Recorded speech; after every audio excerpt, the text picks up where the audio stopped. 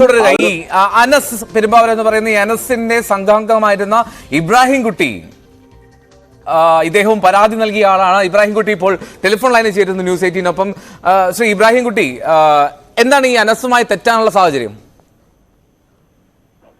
അനസ് അത് ഈ സാമ്പത്തിക ക്രമക്കേടുകൾ കുറെ അധികം കയറി വന്നപ്പോഴാണ് നമുക്ക് അവനായിട്ട് വെക്കാതെ വന്നത്.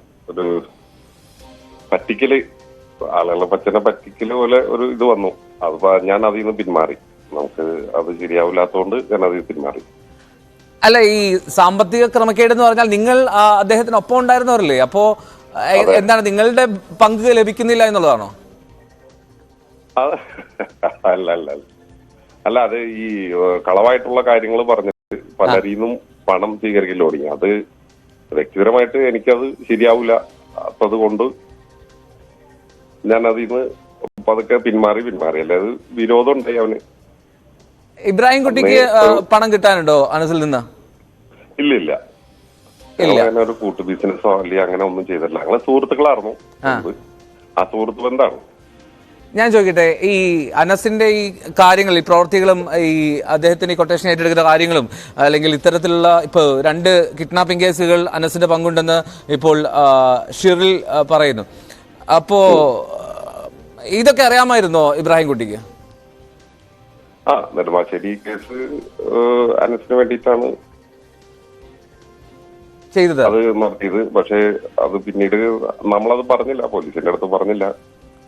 പോലീസിന്റെ അടുത്ത് അത് അവനെ സംരക്ഷിക്കാന്നുള്ള അന്നത്തെ ഒരു സുഹൃത്ത് ബന്ധം നമ്മളത് പറഞ്ഞില്ല. അവനെ ഒഴിവാക്കി.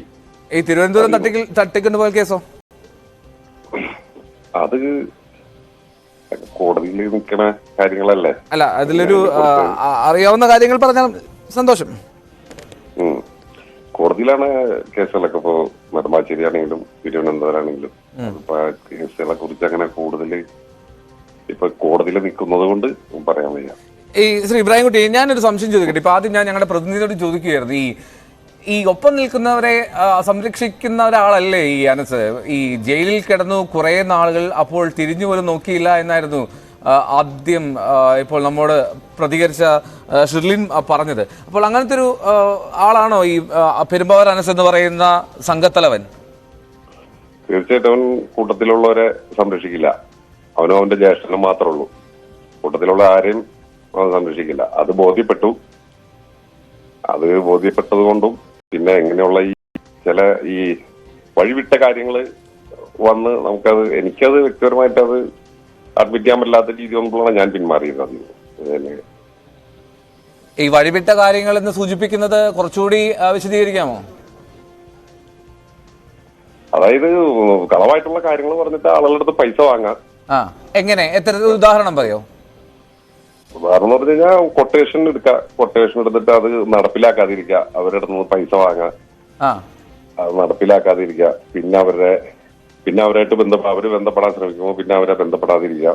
അങ്ങനെയുള്ള കാര്യങ്ങൾ നിരന്തരം വന്ന് കളവായിട്ടുള്ള കാര്യങ്ങൾ നിരന്തരം വന്നു കഴിഞ്ഞപ്പോഴാണ് ഞാൻ അതിൽ നിന്ന് പിന്മാറിയത്.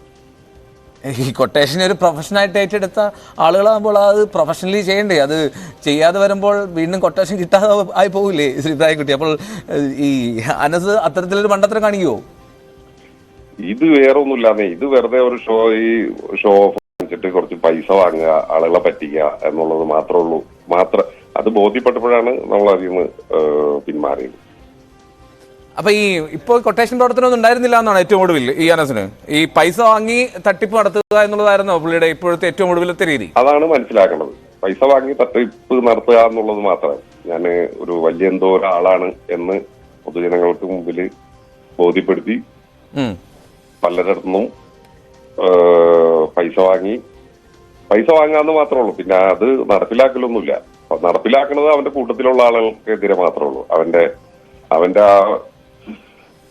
ഒപ്പം നിൽക്കാത്തത് കൊണ്ടിട്ടുള്ള വിരോധം, അങ്ങനെ അത് മാത്രമേ ഉണ്ടാവുള്ളൂ. പുറത്ത് ആരെയും കൊട്ടേഷൻ എടുത്തിട്ട് എന്തെങ്കിലും ചെയ്തതായിട്ടുള്ള എനിക്ക് ഒരറിവില്ല.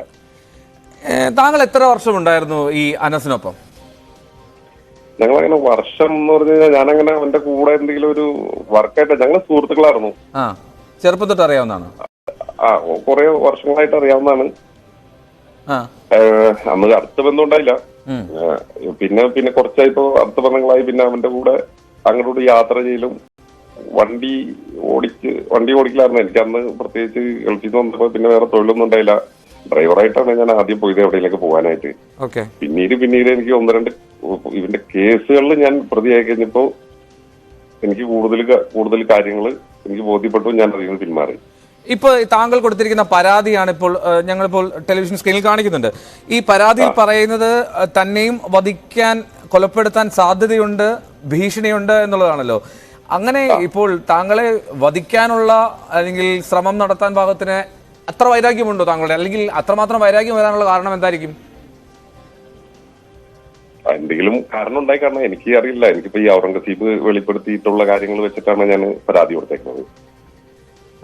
അതിന് അനസിന്റെ അടുത്ത് നേരിട്ട് ചോദിക്കേണ്ടി വരും.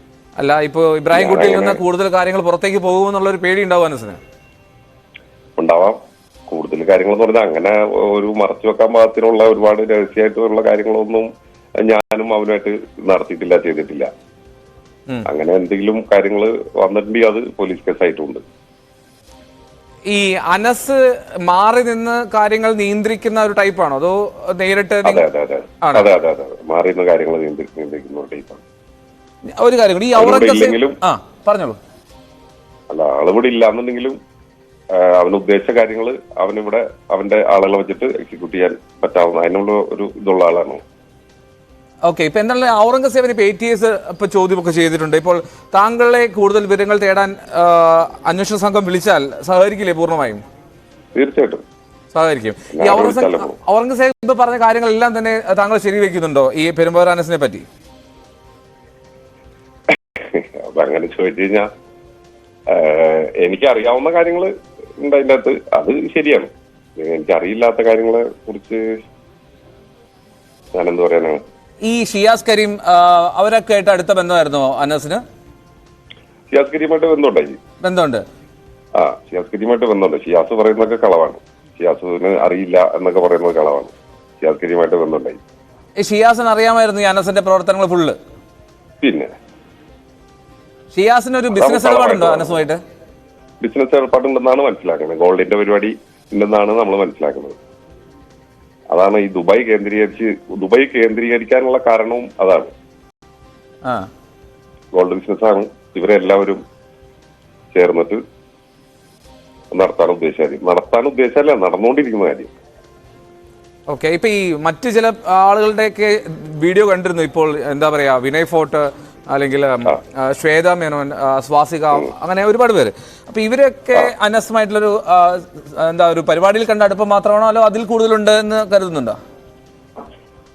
ഇല്ല, ഷിയാസ് കരീമായിട്ട് അടുത്ത ബന്ധം ഉണ്ടാവണം. ഷിയാസ് കരീമായിട്ടുള്ള ബന്ധത്തിന്റെ പുറത്തായിരിക്കണം ഇവർ വന്നത്. അതുകൊണ്ട് അവരൊന്നുമായിട്ട് അടുത്ത ബന്ധമുണ്ടെന്ന് ഞാൻ വിചാരിക്കണ്ട. ഈ ഗോൾഡ് അത് കടത്തുന്നതേ ഈ ചലച്ചിത്ര താരങ്ങളെ കൂട്ടുപിടിക്കുന്നൊക്കെ ഒരുപാട് വാർത്തകളും ആരോപണങ്ങളൊക്കെ ഉള്ളതാണ്. അതിലെന്തെങ്കിലും അറിയാമോ ഇബ്രാഹിം കുട്ടിക്ക്? സ്വാഭാവികമായിട്ട് അവർ അങ്ങോട്ട് പോകുമ്പോൾ വലിയ ഇമിഗ്രേഷനിൽ വലിയ ചെക്കിംഗ് ഒന്നും തിരിച്ചു വരുമ്പോൾ ഉണ്ടാവില്ല. അവരുടെ അടുത്തുണ്ടാവും സാധനം. അപ്പൊ അതിന് ഈ ഷിയാസ് കരീമാണോ നേതൃത്വം നൽകുക? അത് അങ്ങനെ ചോദിച്ചാൽ അതിനെ കുറിച്ച് കൂടുതലായിട്ട് അറിയില്ല. പക്ഷേ സ്വാഭാവികമായിട്ട് സംഭവിക്കുന്നത് ഈ സിനിമാ താരങ്ങളായതുകൊണ്ട്, സെലിബ്രിറ്റി ആയതുകൊണ്ട് അവർക്ക് അങ്ങനെ ഇമിഗ്രേഷനിലൊന്നും അങ്ങനെ കൂടുതൽ ചെക്കിങ്ങോ കാര്യങ്ങളോ വരില്ല. അപ്പൊ അവരുടെ അടുത്തുണ്ടാവും. അവര് എന്തായാലും കൊണ്ടുവരും. അതിനാണ് ഈ ഇങ്ങനെ ഒരു കള ഒപ്പിക്കുന്നത്. ഓക്കെ, ഒരു മറയാണ് എല്ലാത്തിനും. ഈ ഉദ്ഘാടനം എന്നൊക്കെ പറഞ്ഞു കഴിഞ്ഞാൽ എല്ലാത്തിനും ഒരു മറയാണ്. മനസ്സിലായി. ഒരു നിമിഷം ഒന്ന് തുടരാമോ ഫോണിൽ? ഇബ്രാഹിം കുട്ടി, ഒരു നിമിഷം ഒന്ന് ഫോണിൽ തുടരാമോ? ടോം കുര്യാക്കോസ് തുടരുന്നു. ടോം, ഈ വാർത്തയുടെ പിന്നാലെ പോയതുകൊണ്ട് ചോദിക്കുകയാണ്, ടോമിന് എന്തെങ്കിലും ചോദിക്കാനുണ്ടോ ഇബ്രാഹിം കുട്ടിയോട്?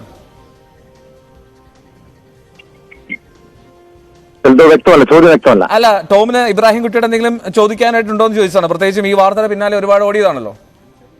തീർച്ചയായും ഇബ്രാഹിം കുട്ടി ഇപ്പോൾ അറിയാം. ഇബ്രാഹിം കുട്ടിക്ക് ഒരു പക്ഷേ ഈ പെരുമ്പാവൂർ അനസുമായി ബന്ധപ്പെട്ട പല കാര്യങ്ങളും അറിയാവുന്ന, കാരണം കാലാകാലങ്ങളായി, വർഷങ്ങളായി, തുടക്കം മുതൽ പെരുമ്പാവൂർ അനസിനൊപ്പം ഉണ്ടായിരുന്ന അനസിന്റെ ഏറ്റവും വിശ്വസ്ത ഒരാളായിരുന്നു ഇബ്രാഹിം കുട്ടി. ഇപ്പൊ നേരത്തെ എൽദോ ചോദിച്ചു എങ്ങനെയാണ് തെറ്റിപ്പിരിഞ്ഞതെന്ന്. ഈ സാമ്പത്തിക തട്ടിപ്പ് ഇപ്പോൾ അവസാനമായി പെരുമ്പാവൂർ ഉൾപ്പെടെയുള്ള സ്ഥലങ്ങളിൽ നിന്നും കോടികൾ അനസ് തട്ടിയെടുത്ത് മുങ്ങിയതിനപ്പുറം മറ്റെന്തെങ്കിലും സംഭവങ്ങളുണ്ടോ നിങ്ങൾ തമ്മിൽ തെറ്റിപ്പിരിയാൻ? ഈ ഉണ്ണിക്കുട്ടൻ കൊലപാതക കേസ്, മറ്റേതെങ്കിലും സംഭവങ്ങളൊക്കെ ഇതിന്റെ ഒരു നിങ്ങൾ തമ്മിൽ തെറ്റിപ്പിരിയാനുള്ള കാരണമായിട്ടുണ്ടോ?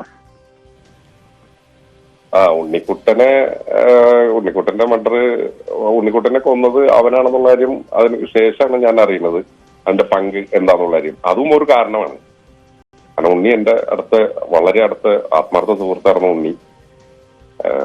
അതിനുശേഷം എനിക്കൊരു വ്യക്തത കിട്ടിയിട്ടുണ്ടായില്ല ഉണ്ണി മരിച്ചിട്ടും എന്ത് സംഭവിച്ചെന്നുള്ള കാര്യം. പിന്നീടാണ് വ്യക്തത കിട്ടുന്നത് ആരൊക്കെ എന്റെ പുറകില് എന്നുള്ള കാര്യമൊക്കെ. അപ്പോ അത് ഒരു പ്രധാന കാരണമാണ്. ഒരു കാര്യം കൂടി ചോദിക്കട്ടെ, നിങ്ങളിപ്പോൾ ഇബ്രാഹിം കുട്ടി അതോടൊപ്പം നിഷിൽ ഉൾപ്പെടെയുള്ളവർക്ക് നേരെ വധശ്രമമുണ്ട്, നിങ്ങൾക്കെതിരെ വധശ്രമം ഉണ്ടായെന്ന് പറയുന്നു, നിങ്ങളെ കൊലപ്പെടുത്താനുള്ള സാധ്യതയുണ്ട്, ഭീഷണി ഉണ്ടെന്നൊക്കെ പറയുന്നുണ്ട്. ഇതോടൊപ്പം നേരത്തെ ഔറംഗസേബ് വെളിപ്പെടുത്തിയിരുന്നു ചില രാഷ്ട്രീയ നേതാക്കന്മാരെ പെരുമ്പാവൂർ അനസ് ഉന്നമിട്ടിരുന്നു എന്ന്, അതായത് കൊട്ടേഷൻ ഏറ്റെടുത്തിരുന്നു എന്ന്. അതിനെക്കുറിച്ചുള്ള കാര്യങ്ങൾ കൃത്യമായി അറിയാമോ കുട്ടിക്ക്? ഇല്ല അതേക്കുറിച്ചൊന്നും അറിയില്ല. അല്ല, അങ്ങനെ എന്തെങ്കിലും കൊട്ടേഷൻ വർക്ക് നിങ്ങൾക്ക് കിട്ടിയിരുന്നാണോ? ഇല്ല, ഞാൻ എന്റെ ഒരു അറിവിലുള്ളപ്പോ ഞാനുള്ളപ്പോ പിന്നെ എല്ലാ കാര്യങ്ങളും ഞാൻ അറിയണമെന്നില്ല. അതോടൊപ്പം ഈ രാഷ്ട്രീയ നേതാക്കന്മാരുമായിട്ടുള്ള ബന്ധം ഔറംഗസേബ് നേരത്തെ തുറന്നു പറഞ്ഞതാണ് ഞങ്ങൾക്ക് നൽകിയ അഭിമുഖത്തില്. ഈ അങ്ങനെ ഒരു കൊച്ചിയിലെ പ്രധാനപ്പെട്ട രാഷ്ട്രീയ നേതാക്കന്മാർക്ക് വേണ്ടി ഏതെങ്കിലും വർക്കുകൾ അതല്ലെങ്കിൽ അവരുമായിട്ടുള്ള എന്തെങ്കിലും ബന്ധത്തെ കുറിച്ച് അറിയാമോ? ഇല്ല, എനിക്ക് അതിനെ കുറിച്ചൊന്നും അറിയില്ല. ഞാനുള്ളപ്പോ ഉണ്ടാവാം, പക്ഷെ എന്റെ അറിവിലില്ല. ഓക്കെ, എത്ര നാള് മുൻപാണ് ഈ സ്വർണം പൊട്ടിക്കലിലേക്ക് നിങ്ങൾ ഈ പെരുമ്പാവൂർ അനസ് കടന്നത്? ആദ്യം അതൊരു റിക്കവറി ആയിരുന്നു. സ്വർണം പൊട്ടിച്ചു പോകും ദുബൈയിൽ നിന്ന് കൂട്ടാന് മുതലുകൾ പൊട്ടിച്ചു പോകും. ആ പൊട്ടിച്ചു പോയത് അവരുടെ പുറകെ പോയിട്ട് റിക്കവറി ചെയ്യില്ലായിരുന്നു ഞങ്ങൾ ചെയ്തുകൊണ്ടിരുന്ന പണി. സ്വർണം പൊട്ടിക്കുന്ന സംഘങ്ങളിൽ നിന്ന് പണം തിരിച്ചെടുക്കുന്നത് അല്ലേ? സ്വർണം തിരിച്ചെടുക്കുക. അതിനാണ് ഞങ്ങൾ ഒരുമിച്ച് പോയേക്കണത്. പിന്നീട് അത് വന്നത് പിന്നെ അത് പൊട്ടിക്കലിലേക്ക് വന്നതനുസരിച്ച് പൊട്ടിക്കൽ എന്ന് പറഞ്ഞാൽ ഇത് പിടിച്ചുപറി അതിന്റെ അകത്തേക്ക് വന്നു കാര്യങ്ങൾ. അത് ഈ കൊടുവള്ളി സംഘമായിട്ട് ബന്ധമുണ്ടോ? ഉണ്ട്. അതായത് ഈ രാമനാട്ടുകര കേസല്ല, രാമനാട്ടുകരയിൽ അപകടം, അത് നിങ്ങളുടെ സംഘത്തിൽപ്പെട്ടവരായിരുന്നു അപകടത്തിൽ കൊല്ലപ്പെട്ടത്? അതെ, മരിച്ച പിള്ളേരൊക്കെ എനിക്കറിയാവുന്ന പിള്ളേരാണ്. അതായത് അനസിന്റെ പിള്ളേരാണ്? അതെ. അനസ് ഓപ്പറേറ്റ് ചെയ്യുന്ന ഇതിന്റെ അകത്ത് അംഗങ്ങളായിരുന്ന പിള്ളേരാണ് മരണപ്പെട്ടത്. അതായത് ഈ കൊടുവള്ളി കേന്ദ്രീകരിച്ചുള്ള സ്വർണം പൊട്ടിക്കൽ കേസിലെ പ്രധാനി പെരുമ്പാവൂർ അനസാണ്? തീർച്ചയായിട്ടും അതെ. അങ്ങനെയാണ് എനിക്ക് പിന്നീട് ഞാൻ ഒന്ന് പോകുന്ന ശേഷം എനിക്ക് അറിയാൻ പറ്റിയത്. എല്ലാത്തിന്റെ പുറകിലുണ്ട്. ഈ സ്വർണം പൊട്ടിക്കലിന്റെ ഈ കൊടുവള്ളി കേന്ദ്രീകരിച്ചുള്ള സ്വർണം പൊട്ടിക്കൽ കേസുകളിൽ അനസിന്റെ പങ്കുകൾ നേരത്തെ പുറത്തു വന്നതാണ്? പുറത്തു വന്നിരുന്നോ ഇതുമായി ബന്ധപ്പെട്ട കാര്യങ്ങള്?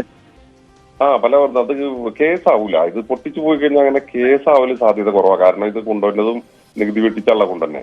അപ്പൊ അതിന്റെ ഉടമസ്ഥന്മാരത് കേസാക്കൂല. ഇതേപോലെ തന്നെ ഈ റിക്കവറി ചെയ്യാൻ തിരിച്ചെടുക്കാൻ പറ്റാവുന്ന ആളുകളെ ഏൽപ്പിക്കും. അത് കിട്ടാനും കിട്ടും, ഇല്ല കിട്ടൂല. നമ്മളെ എടുത്ത കാര്യങ്ങളൊക്കെ നമ്മൾ തിരിച്ചെടുത്തിട്ടുണ്ട്. ഇതിന്റെ ഉടമസ്ഥന്മാരെ ഏൽപ്പിച്ചിട്ടുണ്ട്. അതിന് ലഭിക്കുന്ന പ്രതിഫലം എന്താണ്? നിങ്ങൾ കമ്മീഷൻ ആണോ അതോ നിശ്ചിത തുകയാണോ? 20% ആണ് അതിന്റെ അകത്ത് ആവശ്യപ്പെടുന്നത്. ചിലപ്പോൾ ഒരു 15 ലക്ഷം രൂപ എടുക്കും അതിന്. ഞങ്ങളിപ്പോ കോഴിക്കോട് നിന്നൊക്കെ തിരിച്ചെടുക്കുന്നതുകൊണ്ട് 15 ലക്ഷം രൂപ 17 ലക്ഷം രൂപ വാങ്ങി അവരുടെ 50 ലക്ഷം രൂപയുടെ മുതലിന് തിരിച്ചെടുത്ത് വന്നപ്പോ വന്ന് 17 ലക്ഷം രൂപ മേടിച്ചായിട്ടാണ് ഞാൻ ഓർക്കുന്നത്. ഓക്കെ, വ്യക്തമാണ്. എൽദോ. ഓക്കെ, എന്നാലും ഇബ്രാഹിം കുട്ടിയാണ് ഈ അനസിന്റെ മുൻ വിശ്വസ്തനാണ് ഇപ്പോൾ ടെലിഫോൺ ലൈനിൽ ചേർന്ന്. എന്നാലും കൂടുതൽ പേർ ഈ സംഘങ്ങളിൽ ഉണ്ടായിരുന്നവർ പരാതിയുമായി പെരുമ്പാവൂർ അനസിനെതിരെ രംഗത്തെത്തുന്നു എന്നുള്ളതാണ് ഏറ്റവും പ്രധാനപ്പെട്ട കാര്യം.